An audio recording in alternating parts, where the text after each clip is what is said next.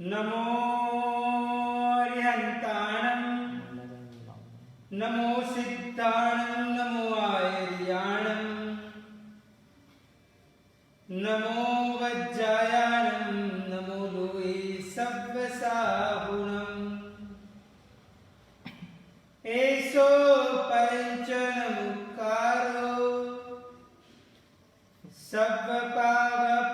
सव्वपावपणाशनो मंगलानं च सव्वेसे परमं हवै मंगलम् मंगलं भगवान् वीरो मंगलं गौतम प्रभु मंगलं स्थूलिभद्राद्य जैनधर्मोऽस्तु मंगलम् ओंकार बिंदु संयुक्तं नित्यं ध्यायन्ति योगिनः कामदं मोक्षदं चैव ओंकाराय नमो नमः अज्ञानतिमिरान्धकारं ज्ञानाञ्जनशलाकया नेत्रमुन्मीलितं येन तस्मै श्रीगुरुवे नमः। तस्मै श्रीगुरुवे नमः।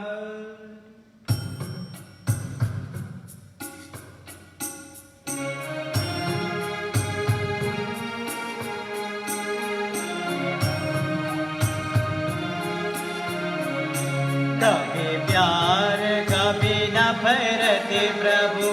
हर पल बिताया इस तेरे ताने साथे नए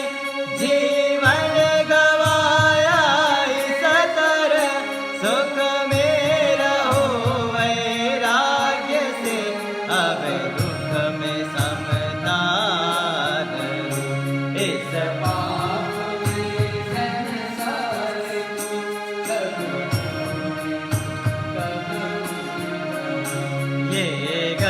मेरा धंधा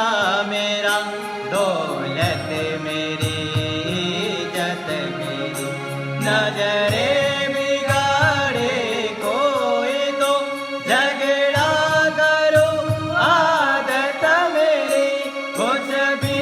नहीं मेरा यहाँ मेरा से इतना समझ इस पापमय संसार को कभी छोड़ दूं कब मुनि बनूं कुछ भी कहे लेना नहीं देना नहीं फिर भी होशियार किसी की देख कर जाने जियाए क्यों जले कुछ भी लगाए जाम बस किसी को भी वे इज्जत करूं इस पाप में संसार को कभी अपने सफाई पेश करने औरों की चुगली करूं बदमाश दूसरों को दिखाने फटफट कितने करो प्रभु कुछ सुना पैगाम छोड़ू दाव बेच सरल बनूं इस पापमय संसार को कभी अनुकूलता में चैन हो प्रतिकूलता में चैन यह पाप है यह जान कर तो चैन अब दिन रहना पीछा न छोड़े पाप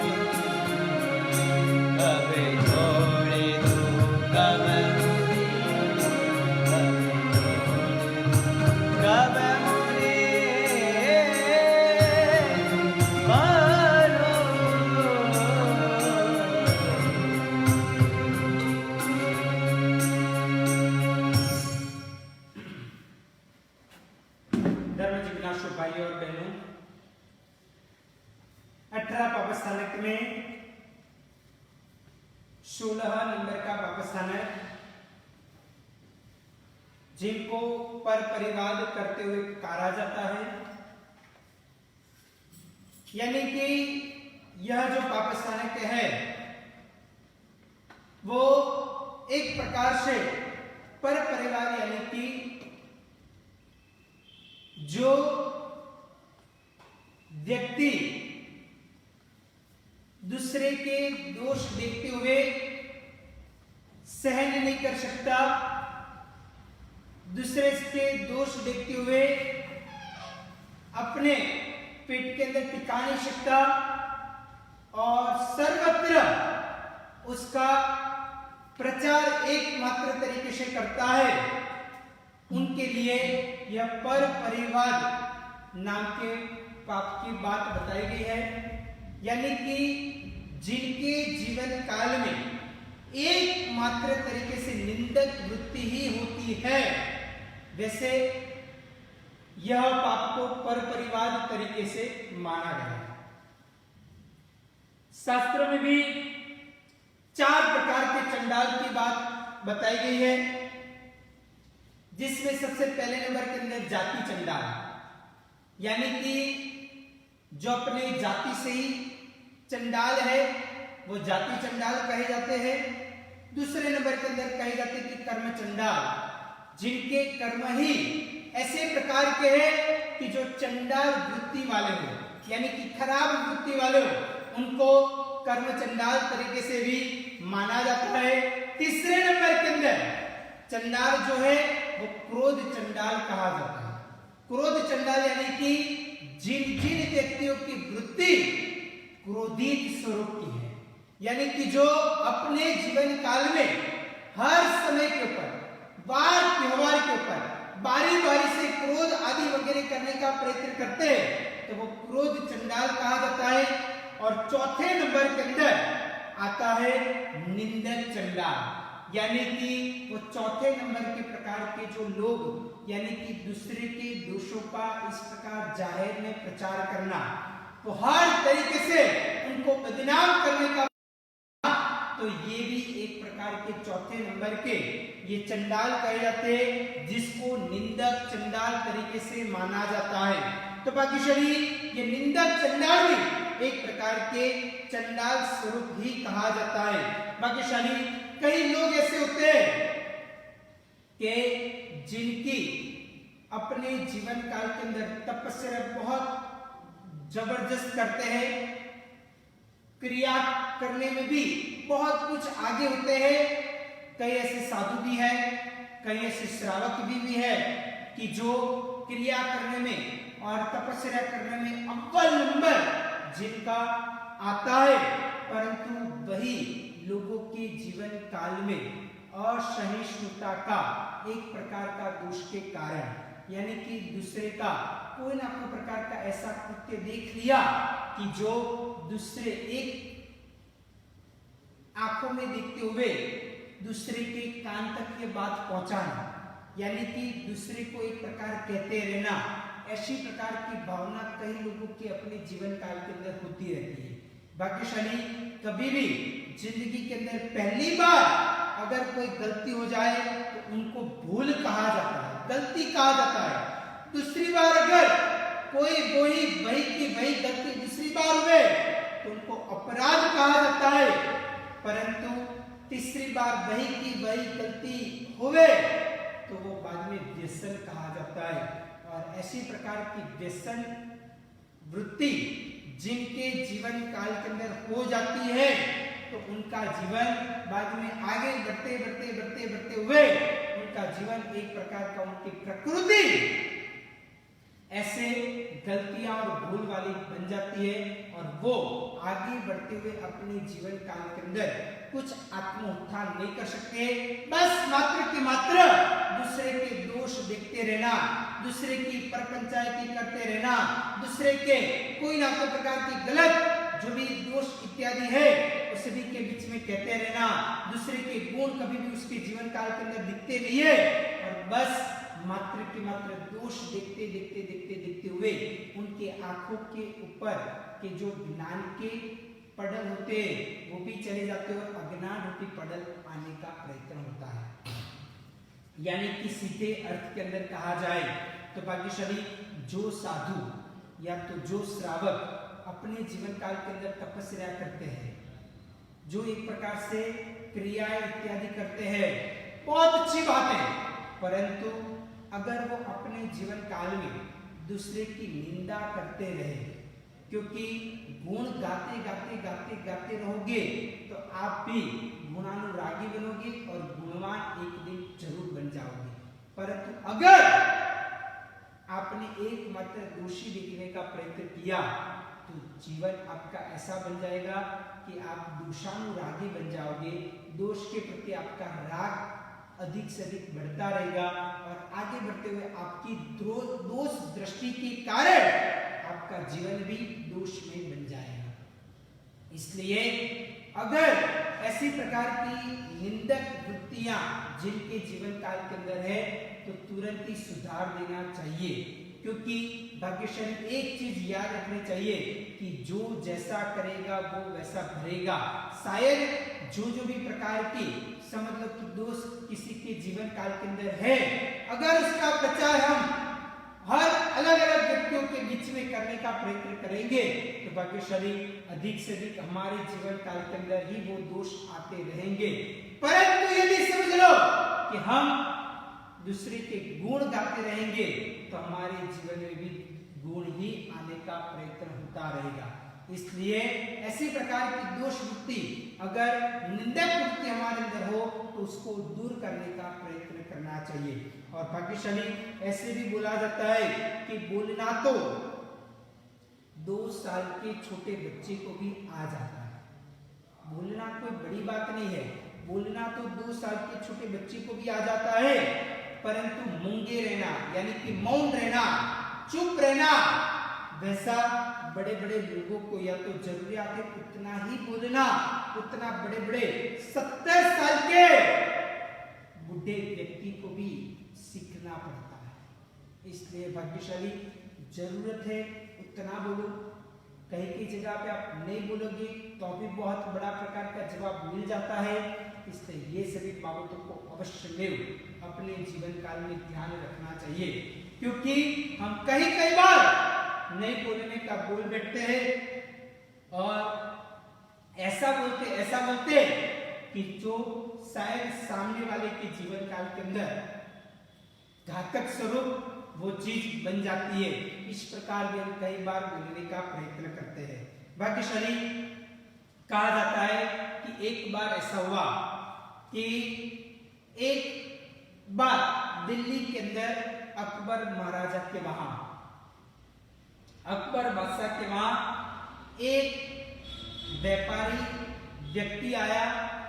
और जिनके पास पूरा का पूरा एक ताका था, और वो ताका कितने तो बोला जाता है कि 50 बार का वो ताका था, परंतु वो एक प्रकार का जो कपड़ा था वो इतना स्मूथ था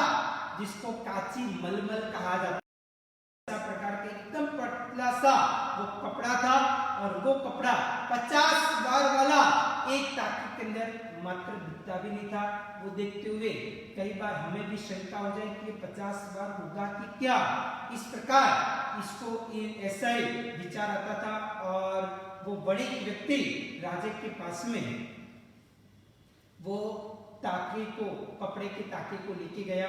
और राजा के समक्ष वो ताका लेते हुए बताया कि 50 बार का ये ताका है और बहुत अच्छा प्रकार का काची मलमल का, बहुत अच्छा प्रकार का स्मूथ ये कपड़ा है, और इस प्रकार की बात बताई। तब राजा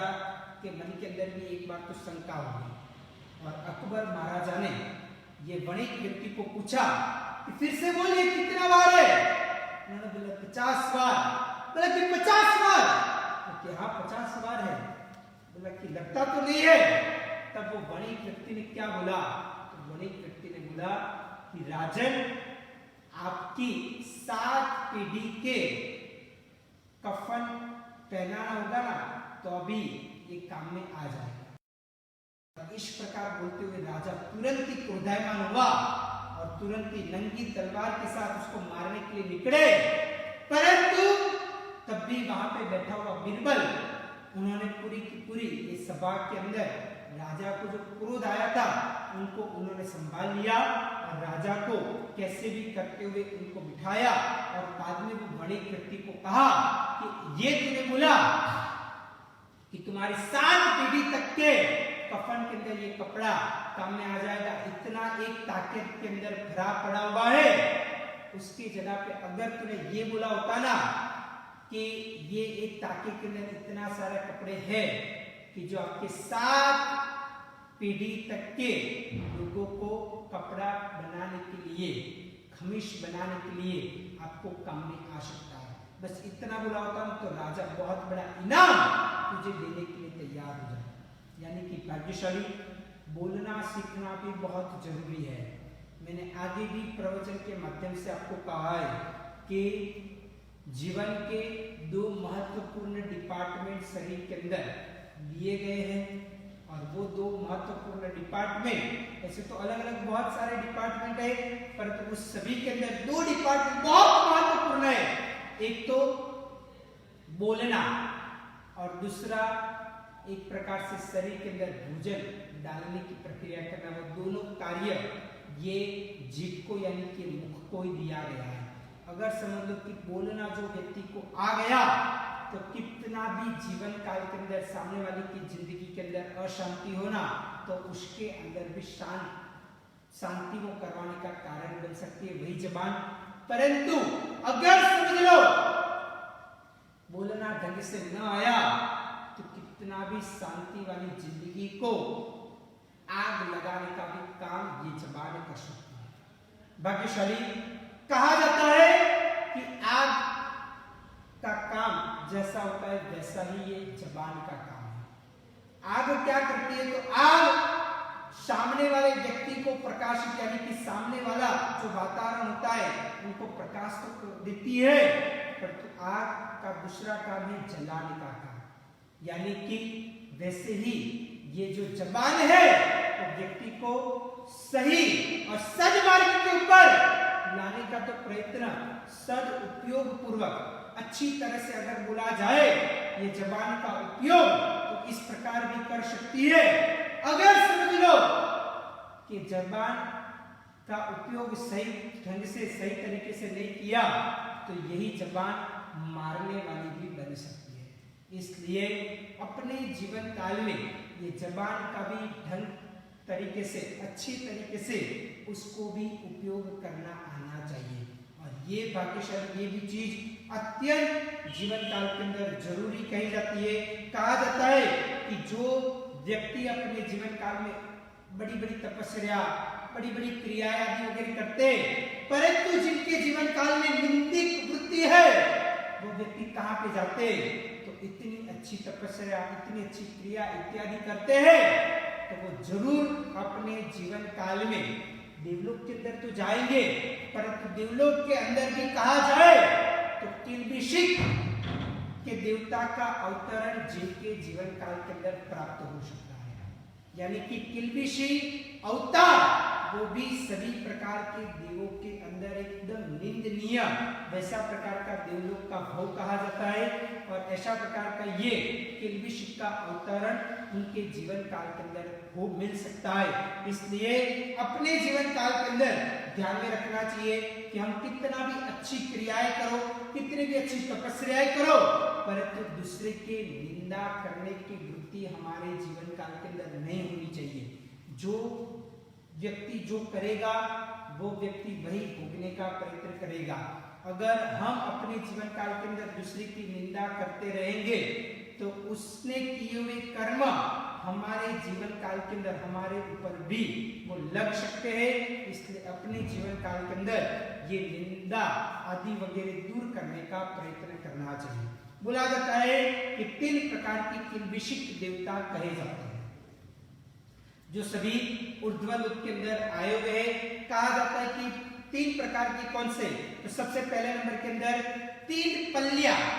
यानी कि जिनका आयुष्य 3 पल्लियों का होता है वो पहले प्रकार के किल्बिषिक कहे जाते हैं। दूसरे नंबर के अंदर 3 सागरिया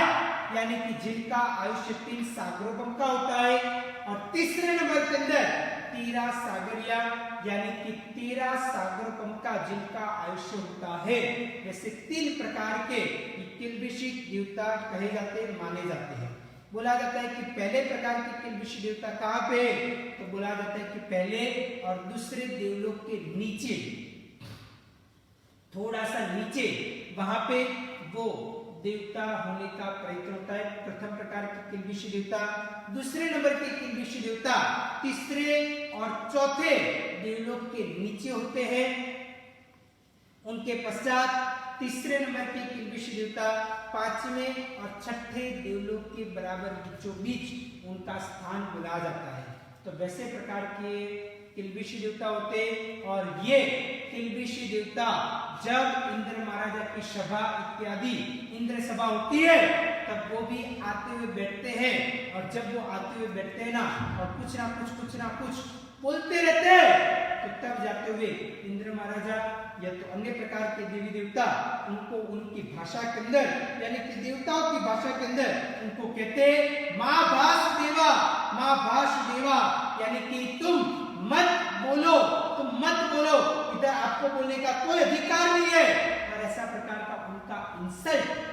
करने का प्रयत्न वहां होता है। सोचो भाग्यशाली, इतने सारे प्रकार के देवता देवलोक के अंदर देवता के भोग के अंदर अवतरण मिलना और उसमें भी बाद में इंसल्ट हो जाना, तो ये सभी प्रक्रिया तो अपने जीवन काल के अंदर एक प्रकार से कहा जाए तो ऐसी कही जाती है कि साक्षात उनका इंसल्ट हो जाना, यानी कि उनको तो एक प्रकार से तैसे करते हुए बात करते हुए उतार देना। तो यही प्रक्रिया देवलोक के भोग के अंदर भी चलती रहती है, यानी कि देवताओं के अंदर भी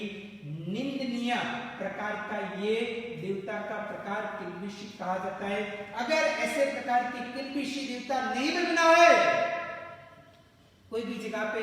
इंद्र महाराजा इत्यादि को जाना हो तो उनको भी एक प्रकार से गले के अंदर ढोल आदि वगैरह लगाते हुए बजाने की प्रक्रिया करना इत्यादि एक प्रकार से करना पड़ता है। तो अगर ऐसा नहीं करना हो तो भाग्यशाली अपने जीवन काल के अंदर निंदक वृत्ति का परित्याग करना चाहिए, क्योंकि कहा जाता है कि जो भी व्यक्ति अपने जीवन काल के अंदर निंदा करता है उनको ऐसा अवतरण भी मिल सकता है। देवलोक का अवतरण तो देवलोक के अंदर जाना तो मिल गया, परंतु वहां पे भी एक प्रकार से नीच प्रकार के देवता बनना तो भाग्यशाली को बिल्कुल उचित नहीं है। और वहां पे सभी के बीच में इंसल्ट होना, सभी के लोगों के बीच में हमारी बातों के अंदर हमें उतार देना, ये सभी प्रक्रिया हुए तो एक प्रकार से व्यक्ति भी अपने जीवन काल के अंदर मायूस मिल जाता है। तो ऐसा प्रकार का